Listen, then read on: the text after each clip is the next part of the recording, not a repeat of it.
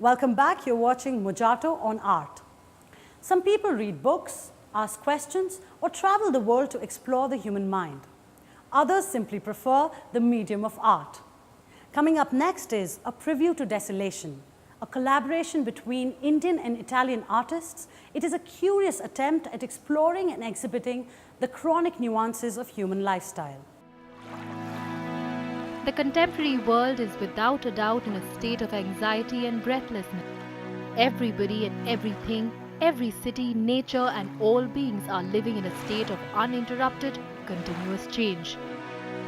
8 artists from Italy and India using different media are representing this condition and exhibiting their artworks with the exhibition titled A Preview to Desolation, curated by Premjish, who collaborated with director Alessandra Bertini Malgarini of Italian Embassy Cultural Center. I was thinking that this landscape is a landscape of desolation, and this term has been used like in different ways, poetic ways and all in many times, but I use it to imagine this landscape which is stripped of any form of hope, any sort of imagining a utopic society which is equal, which is happy, which is of sharing in nature, which comes together, which coexists with all the differences, because me and you are different people. My religion, your religion are different. To understand the difference is more important.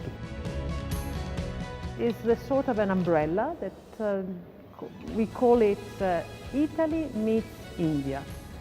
It means that Italy, Italian artists, India and Indian artists will meet together and make something together.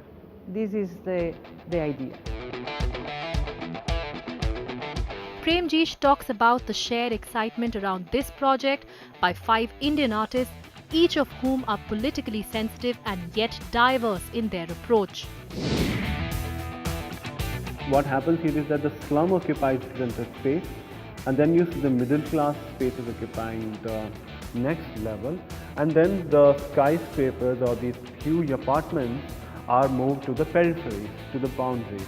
So it's a different vision which he tries to portray.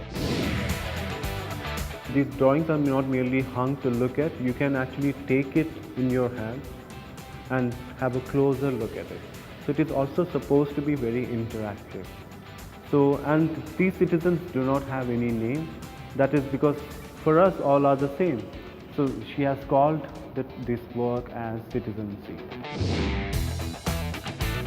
He jointly collaborates with these people and he tries to use his artwork as a tool to mobilize, also to send messages, and also it's not like those what you call, you have seen in those 70s street theatre, 70s street exhibition kind of way, but uses art as an important way to disseminate the message about these inequalities, about these crackdowns, about these disparities and discrimination. Maori tribes are a minority in New Zealand and they are tribal.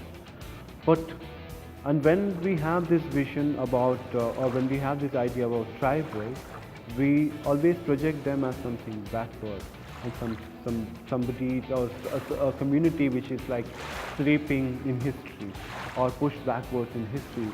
But you see what is the vision which they are promoting or foregrounding in this particular documentary. He twists that genre by introducing fictitious objects and in a fictitious landscape. So these are fictitious objects which inhabit a fictitious landscape, and these are still life objects, but they also have a certain meaning related to our contemporary times. Director Alessandra Bertini believes that India and Italy share many similarities. She felt a joint exhibition by Indian and Italian artists could help explore and express both cultures. She has 2 works and a video. The video is called Alien, and it represents very well, the situation of what we are going through in these times.